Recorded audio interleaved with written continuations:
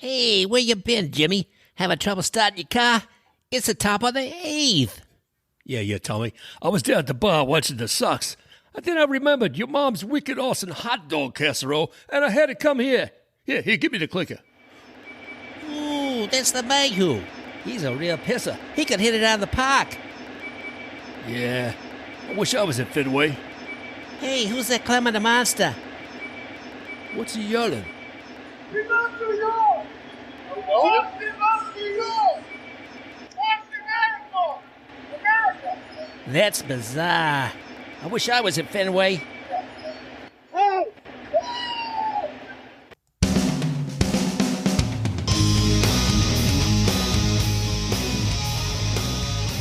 Welcome to Baseball Biz. I'm Mark Carpenter, your host, and again joining me is none other than the Mr. Brandon No Way. Brandon, how you doing today, man? I'll be honest, I'm not doing half bad. How about yourself? I'm doing fantastic, thank you.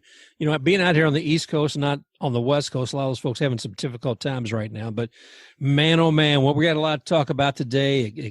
Exciting things. You know, we're going to talk about the awards coming up for the end of the season. We're going to talk about the managers, and we'll be talking about some MVPs. We'll be talking about the standings, and you're going to hit the magic numbers here in a bit. Yeah, it's exciting times. Even though it's sad that the regular season is coming to an end, it's the best time for baseball when playoffs start. Well, we started out the show here today taking a look at what's going on with some crazy behavior in Boston. Man, I don't know if you saw that or not, but the guy starting out the show here with us kind of caught some of it. What they had a guy out there in Fenway when the Red Sox were playing none other than the Yankees, and with a season with no fans, this fan was decidedly he was going to be in there. He was going to see a game. Yeah, he was determined to see a game, and to get in there, especially that high, that takes some determination and guts. He climbed in there. You figure out, how did he get all the way? Did he climb up the back of the monster?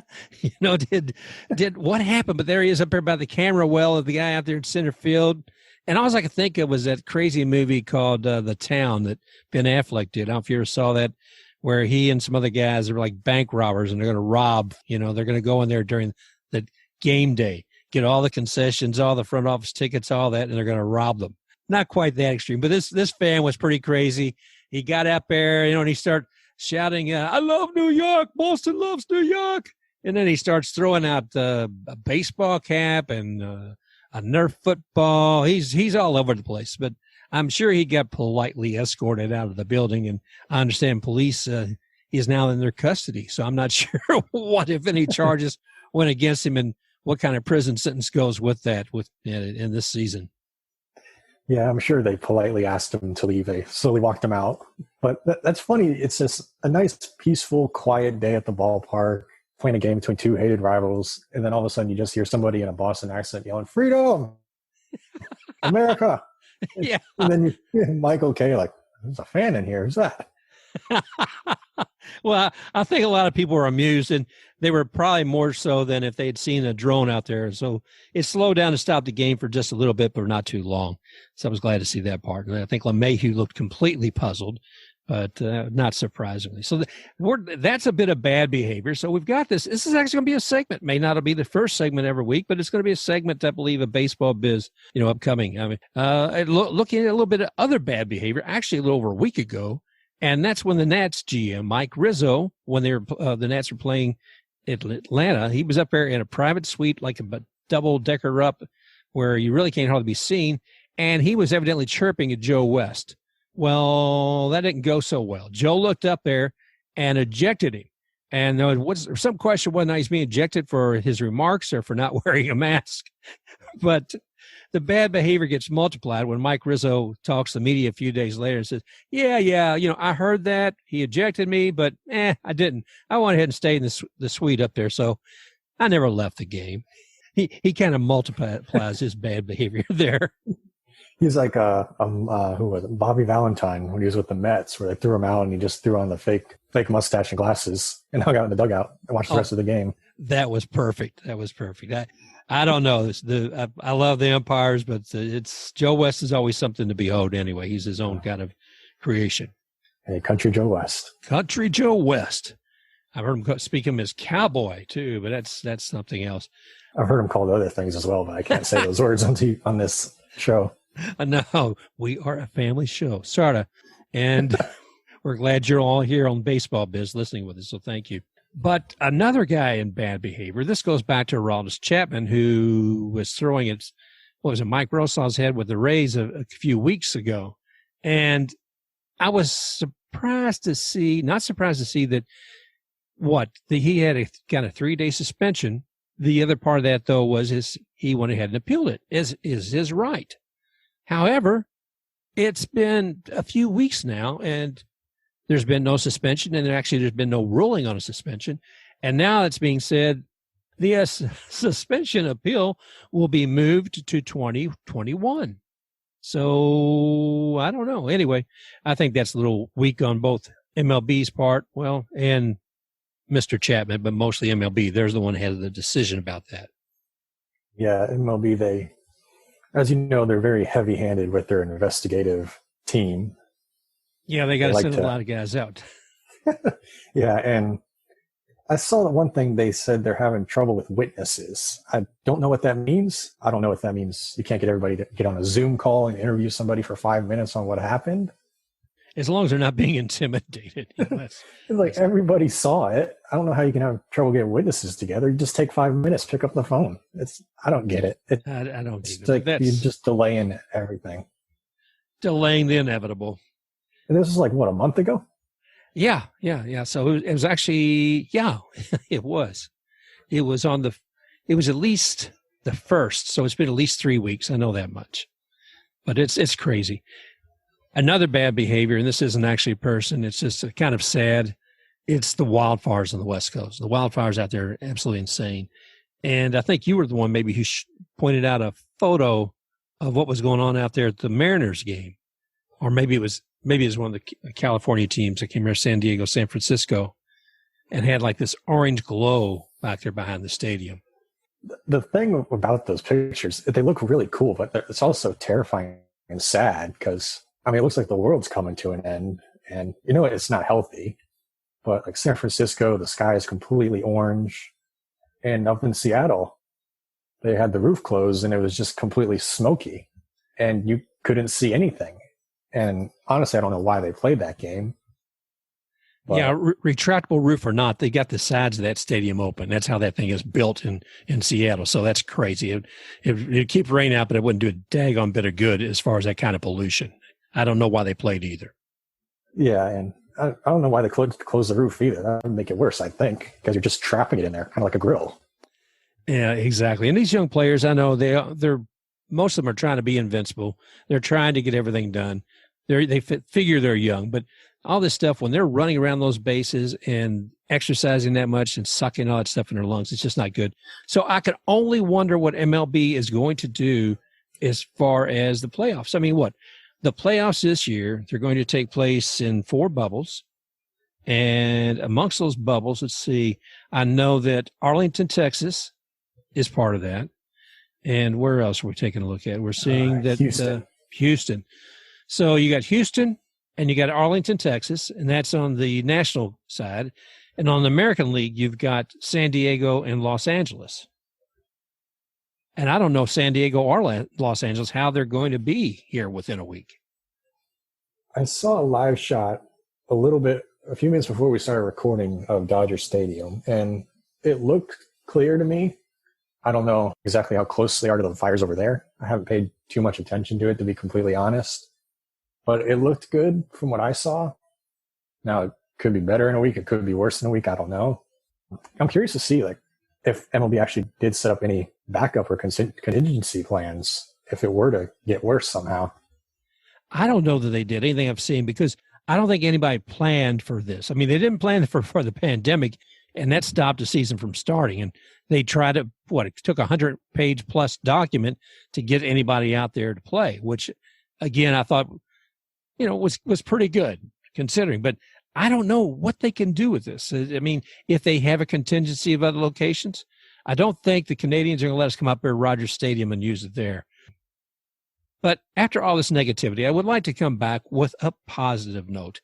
And that is something that's, as much as I criticize MLB, is something that they did with the Players Association. So MLB and MLBPA jointly put together a $10 million grant for the Players Alliance.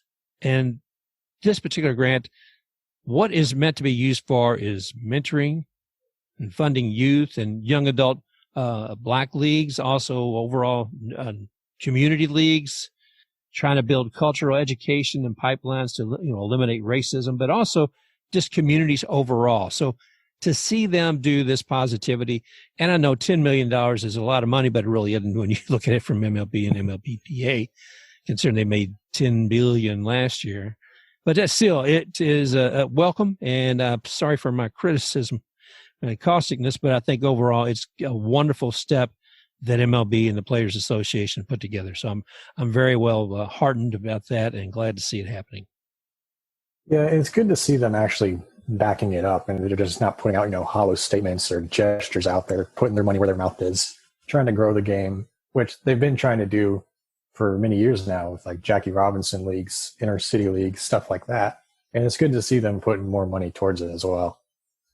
And that's what it's going to take. There's been a lot of lip service from a lot of folks, and this is some positive action. So I'm hoping that we'll see over the next few years something coming back from that positive action from them.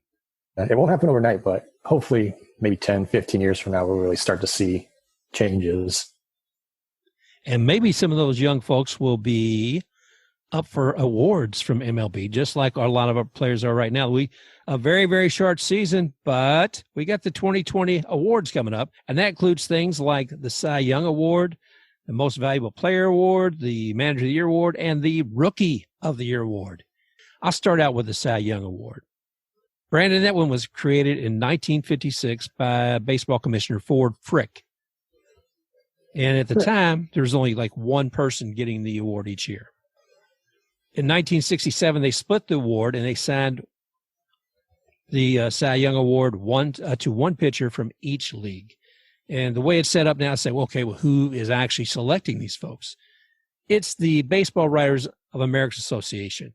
So they get, the way it works is one vote per team. So whoever's covering, say, the Yankees, they have somebody who votes for them. If you have somebody also for the Nationals or somebody else for the Padres, each team has one person who's voting. And there's somebody who's a media person, a writer, etc. Now, for the Cy Young Award, they get to pick up and vote for 5 ranked candidates. And what I mean by ranked candidates is the voter selects in order who they would most likely see in there. So the first, second, third, fourth, fifth. Tell me, who do you have as far as some choices you would like to see with Cy Young? I'll start with the AL. I really didn't think it was that close. I mean, honorable mentions, I would go with maybe Garrett Cole, Lucas Giolito, Dylan Bundy, guys like that as an honorable mention. But honestly, I think the hands-down Cy Young winner in the AL is Shane Bieber. Because, I mean, he has the number 1 ERA at 174 and leads the league in strikeouts with 112. So, I mean, it's just like head and shoulders above everybody else in the AL. Oh, I agree. As a matter of fact, that's who I picked as well. And for the National League, I picked Jacob deGrom. But I think just to make him be his third Cy Young award he would win, though. And part of that's because I just saw him play the other night. And I saw him pitch 7 innings, 14 strikeouts, and 112 pitches. And a good portion of those were fastballs, man.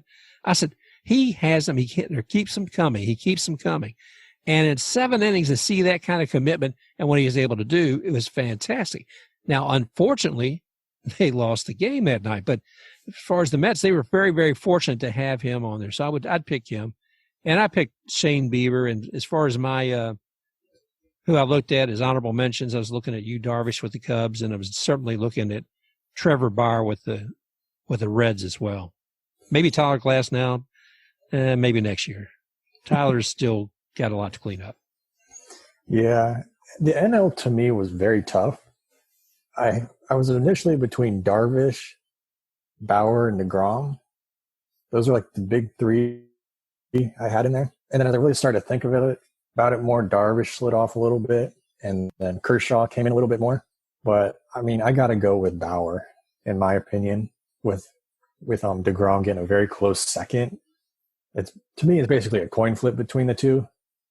But Bauer, to me, with a 1.80 ERA and 88 strikeouts, they're pretty much even. But it's just, to me, I think Bauer has been the better pitcher more consistently throughout this year. Well, I'd probably have to agree with you as much as I like DeGrom. And I was primarily picking from what I saw the other evening. But Bauer, I like his attitude, too. I mean, did you read recently where he was saying one of the things, if he was looking toward another team, if he hits when he's hitting free agency, is he would like to pitch, once every 4 days instead of every 5. So he'd like be in a 4th rotation instead of a 5 rotation. I didn't see that, but I like the way he carries himself. He's like the perfect blend of cocky and confident. He's not like, yeah, I'm the best there is. But he's like, hey, I think I'm the best I am, and I'll go out there and prove it, and I'm willing to do it. I mean, that's like the perfect blend to me, in my opinion. That's true confidence. Anybody who has to do more than that and talk it up too much, it's because they don't understand that they already have it. But he definitely does. So I was encouraged about that. I mean, especially what he was saying about how often he wanted to pitch, because it showed an aggressiveness and a commitment and a belief in himself. So whether or not he stays, with the Reds, I don't know. He may still do that. That's just something he's looking for with wherever he goes. So we'll see how that plays out. Let's see now for the MVP. Drum roll, please. Okay. Who are you looking at? Who are some of your choices, Brandon? Starting in the AL, I kind of had a hard time picking my MVP. I was looking at DJ LeMahieu, looking at him, as well as Tim Anderson. But some of the stuff that Jose Abreu has done this year, to me, makes him the MVP, because he's hitting .338, which is 8th in the entire MLB. He's 2nd with 18 home runs, 1st with 55 RBIs. Oof. And a fun fact for you, the last player to average over an RBI per game through 60 games was Miguel Cabrera, who averaged 67 in 60 games in 2013. So he's doing something that hasn't been done very often. In a shortened season, to have more RBIs than you do games played, I mean, I think that makes you the best player.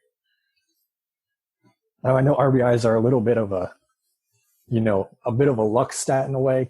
You can't completely control what everybody in front of you does, but Somebody got to be on base first. Yeah, you got to cash in with it, though. No, I agree with you. I had Jose Abreu on mine as well. I mean, if you look at overall stats and a complete player, he certainly fits that menu. And for National League, personally, I couldn't pick. I had Freddie Freeman and Trey Turner. And again, these are players who you see, much like Jose Abreu, who have maybe a pretty good on-base percentage. Maybe they're hitting some home runs and their RBIs. And you see a good mix with all of that. And that's where you're going to find success. So I was looking at both of those players. And I guess if I was going to pick one, it'd be probably Freddie Freeman. Yeah, I went with Freddie Freeman as well. He has a really balanced line this year. He's hitting .340, which is 5th overall. Not a lot of homers with 11, but he has 48 RBIs and a 1084 OPS, which is 2nd. But, I mean, guys like Trey Turner and Mookie Betts and Machado, even Ozuna on the Braves as well, they made it a bit tougher, but I think Freeman has been the better guy overall. I'm with you there. So anyway, it's interesting. You and I both came up with the same answer on that one. Did you have any other seconds or honorable mentions you were thinking of? I mean, Trey Turner, I think he could have snuck in as an MVP candidate if the Nationals weren't a last place team. That's really the big one. Mookie Betts, I think, because of it's LA, they're the best team in baseball right now. I think he's going to get a really big look. I mean, because he's had a Mookie Betts year pretty much. It's just all around consistent. And, being the big market team, number one overall, that really might help his case and put him up over Freeman. Mookie has established himself, and I think he's gone above and beyond even what anybody thought he would do with his first year with the Dodgers. I could see where he could be in that position. And I guess I was almost looking away from him because I think the Dodgers have got so much going on for them. I said, well, who's not with a team that's doing just that? I think Washington, that's why I was looking at Trey Turner somewhat. But I can't really say it about a Jose Abreu because the White Sox have been kind of climbing, and you can tell us a little bit more about that later. Oh, yes. A nice little tease for later on. Now, for Rookie of the Year, quite honestly, I hadn't done enough research on this one. I mean, there's a lot of things going on, and just off the top of my head, I'd say, well, I do like the Nationals. I like going back to the Nationals. I'm sorry, but I like them. And their third baseman, Carter Kaboom, he seems like he's got a lot of promise. So if you ask me just off the cuff, I'd say Carter Kaboom, but I don't feel like that's real knowledge. That is probably based on as much knowledge as I need to pick truly who would be the Rookie of the Year. I may be a little biased, but Kyle Tucker from Houston, he's a local product from our area. He's had a pretty good year in Houston. He's the only rookie I really know about because he is a local kid. He went to high school here. So that's probably the only guy I can really think of that's a rookie outside of Jake Cronenworth. Well, Jake Cronenworth, oh my gosh, I'm glad you said that because I was reading something on him earlier today. I thought, whoa, that man's just amazing. I'm looking forward to seeing him year after year too. Yeah. Well, let's take a look at the Manager of the Year. I want to give a tip of the hat to Ron Gardenhire. He's been the manager for the Detroit Tigers now since 2018. He's been with Major League Baseball for many years, but he's been experiencing some health issues, and he's wise enough at this point to go ahead and say, hey, I need to step back from this. I cannot imagine with the stress of COVID-19 around you and everything else to boot, and if you have other health issues, that if you're experiencing something, it is time to get out. So I salute him for doing that and wish him well as the Detroit Tigers. Yeah, and he's always been one of my favorite managers ever since he was with the Twins. I mean, I wish he could finish the year out, but he's been through a lot with his health already. I believe he had cancer a few years ago, and I respect that he went out there and did his best to still try and help the team out. But your health is the most important thing, and if it's best to step away, then hey, it is what it is. There are more important things. I wish him well, and again, I know people have to make the right decisions for himself, and that's obviously something he did. We're looking at the Manager of the Year. First off, I got to eliminate people who I don't like, okay? So, yeah, I don't know. Aaron Boone I actually like, but I'm just not a fan of the Yankees. And Dusty Baker I would have possibly thought of, too, just simply because I don't like the Astros, and he had to come in and try to do the best he could with a team that's already got a bad mark against them. So that doesn't really qualify or disqualify someone as a Manager of the Year, but just want to get that out there because it gives my own personal bias out in front of everybody. But I don't get to make that decision. Who gets to make the decision? Well, it's not surprisingly that the Manager of the Year is also voted on by the Baseball Writers of America Association. And much like we were talking about earlier with the Cy Young Award, it is a weighted selection. They get to pick not 5 people as they do with the Cy Young, but they get to pick 3. So they pick their favorite, their second favorite, and their third favorite. And they submit that. And from there, that's, again, it is 1 voter per team. Look at a few other things. What's been the history of that? Who has been selected? And I was looking at one thing, while it's not really a pre-qualifier, many of the managers had a season where they'd won over 100 games. Now this year, looking at COVID-19 2020 math, that 100 games would be equal to 37 games this year. This year, who's achieving that? Well, that would be none other than the National League Dodgers and Dave Roberts. He's joined them, back in 2016 when Don Mattingly left and went on to Miami. So they've got over 38 wins thus far, and that would therefore beat that 100 games. If you're looking at the American League, using that as a metric, and then Kevin Cash would be there with 36 wins thus far. And by the end of today, Tuesday, September 22nd, the Rays will probably win again, and Cash will have won the first AL division for the Rays since 2010. I would say Kevin's definitely earned his, and I'd say Dave Roberts is doing a great job with that team. While he has a great team to work with, he's doing a great job with them. And I'll go back to what I said the other two. The other AL consideration would be Dusty Baker, just because he has to deal with it. I'll start with the AL on my side. A special shout out to Dusty Baker because he gave us the great soundbite earlier this year when I believe it was him telling Joe Kelly, quote, "Get on the mound, little effer." I believe that was him. So shout out to Dusty for that. My honorable mention for AL Manager of the Year, I'd say has to be Rick Renteria of the White Sox. Because, I mean, in his first year, the White Sox did have expectations, but to me, they really exceeded them this year. I mean, they're battling for first in the American League, and they're battling for first in both the AL and the AL Central. So that warrants major consideration, and all the awards that the team could get with Rookie of the Year and MVP. I think that warrants a good look. But in my opinion, I may be a little biased because I am a Rays fan. I got to go with Kevin Cash because with all the limitations they've had this year, you know, payroll-wise, injury-wise, everything that they've had to go against them. And they're still a game and a half ahead of the White Sox in the AL and 4.5 games ahead of the Yankees in the AL East, battling for first in all of baseball. And they could have what's equivalent of a 100-win season with all that they've gone through. I think that should give Cash the Manager of the Year. Yeah, I definitely agree with that, obviously, Brandon. And it's been a hard road for the Rays, and I think that they've done a lot with it, especially when we talk about cash considerations. And I don't mean just Kevin Cash, but the amount of money that Rays are willing to put out there. He's done a lot with the team he's had.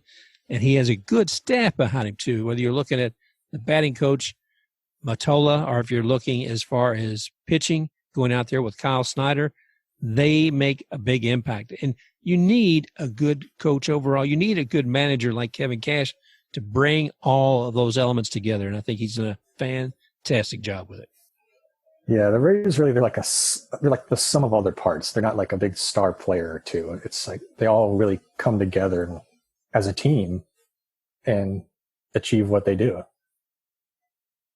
All right. Well, we've got our decisions there. So we have someone picked out for MVP, and we got someone for Manager of the Year in the Cy Young Award. So we'll see what the rest of the world, or at least what the Baseball Writers Association of America has to say here probably very soon as the season comes to a close. Oh, did we do the NL? Oh, I did, but you didn't. My apologies. Oh. Who did you pick? I had honorable mentions with Don Mattingly, of course. The Marlins are right there in the thick of the playoff race. Definitely. Of course, with all we thought they were going to get thrown out and left behind earlier this year. Even David Ross with the Cubs, his first year.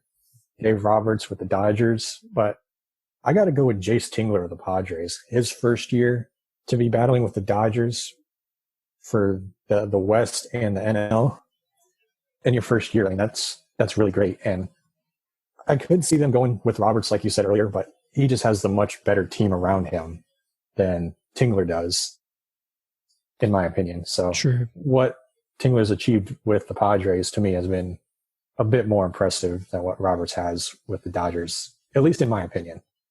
You just like the name Tingler. Yeah, I just like to say it. No, he has. And I think that's right, because it's for the same reason I was saying about Cash and working with the resources he has. I think Tingler definitely has done a lot with the resources that he has in his plate, too. Okay, so there we have it. Manager of the Year, National League and American League. And we seem to be sizing up fairly close on both of these, what you and I feel. I want to take look at some unique stats for 2020. I don't really have everything I want on that yet. So I'm just going to share one I have here. And that is the number of players total played. So what do we have this year? Was it a 60-man roster? Yes. Yes. But I was looking back, even back in 2019, though, for number of players total played, they had set a record with 65 players in one season.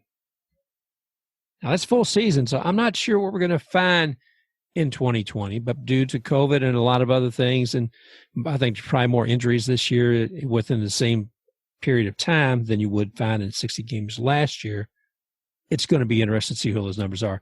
So I hope to look forward and find out like the number of pitchers with saves. I'm sure number of double headers will be more this year. And hit by pitch, stolen bases. That's something I want to take a look at next week. I don't have all that yet, but we'll take a look at some of those. So let's go ahead and Brandon, give us some insight right now. What's happening? How did the series go? What's going on? Well, we'll start with last week as the regular season is winding down, unfortunately, but hey, that means the best teams are going to be left standing after this. We'll start last week in Colorado with the A's taking on the Rockies in a 2-game series, both of them splitting that, a game apiece. Then down in San Diego, we had the 2 NL powerhouses, Dodgers and Padres, taking on each other, with the Dodgers taking 2 out of 3. In Milwaukee, we had the Cardinals taking on the Brewers, with the Brewers taking 3 out of 5. Then the Nats came down to St. Pete to take on the Rays, with both of them splitting that series at a game apiece. Then the Red Sox went down to South Beach to take on the Marlins, with the Red Sox taking 2 out of 3. Then we had the Pirates going up to Cincinnati to take on the Reds in a 4-game series, with the Reds taking the sweep in that series. Heading to Philadelphia, we had the Mets taking on the Phillies, with the Mets taking 2 out of 3. Then the battle for the best team in New York between the Blue Jays and Yankees, as the Yankees swept that 3-game series. Then you head to the Motor City with the Royals taking on the Tigers in a 2-game series, with both teams splitting that series a game apiece. Down in Baltimore, you had the Braves and Orioles in a 3-game series, with the Orioles taking 2 out of 3. In a 4-game series up in the Windy City with the Twins and White Sox, with the White Sox taking 3 out of 4. Then the Rangers and Astros taking on each other up in Minute Maid Park, with the Astros taking 2 out of 3. Heading back to the Windy City with the Indians and Cubs taking on each other, with the Cubs taking 2 in that 2-game series. Then you had the Diamondbacks and Angels taking on each other, with the Diamondbacks taking 2 out of 3. And then out west, you have the Giants and Mariners taking on each other in a 2-game series, with the Giants taking both of those games. During the weekend series, we'll start in Baltimore with the Rays and O's, as the Rays took 3 out of 4. Then in Oakland, you have a battle of the Bay between the Giants and A's, with the A's taking 2 out of 3. In a 4-game series in Philly with the Blue Jays and Phillies, the Phillies taking 3 out of 4. Another 4-game series in the Motor City with the Indians and Tigers, Indians taking 3 out of 4. And a 5-game series down in Miami between the Nationals and Marlins, with the Marlins winning 3 out of 5. And a 5-game series in Pittsburgh between the Cardinals and Pirates, with the Cardinals taking 4 or 5. Heading on over to Cincinnati, we had the White Sox taking on the Reds in a 3-game series, with the Reds taking 2 games. The 3-game series in New York between the Braves and the Mets, with the Braves taking 2 out of 3. Then down in Houston, you had the Diamondbacks taking on the Astros in a 3-game series, with Houston taking 2 out of 3. 3-game series up in Milwaukee between the Royals and Brewers, with the Brewers getting the sweep in that one. Then a big rivalry, which included a fan coming in yelling "Freedom in America" between the Yankees and Red Sox up at Fenway, with the Yankees taking 2 out of 3. Out west, we have the Dodgers and Rockies playing Mile High, with the Dodgers taking 3 out of 4. Then the Twins are in the Windy City taking on the Cubs, and they took 2 out of 3 from the Cubs. Out west, you had the Rangers taking on the Angels in a 4-game series, with the Angels taking 3 out of 4. And closing out the weekend, we had the Padres in Seattle, with the Padres taking 2 out of 3. And taking a look at the standings, we'll start in the NL this week. Starting the East with the Braves, they still lead that division at 32 and 22, 4 games ahead of the Marlins, 5 games ahead of the Phillies. In the Central, the Cubs lead that division 32 and 22, 4.5 games ahead of both the Cardinals and the Reds, 5.5 ahead of the Brewers. And then out west, you have the Dodgers leading that division at 38 and 16, 4 games ahead of the Padres, who are 34 and 20.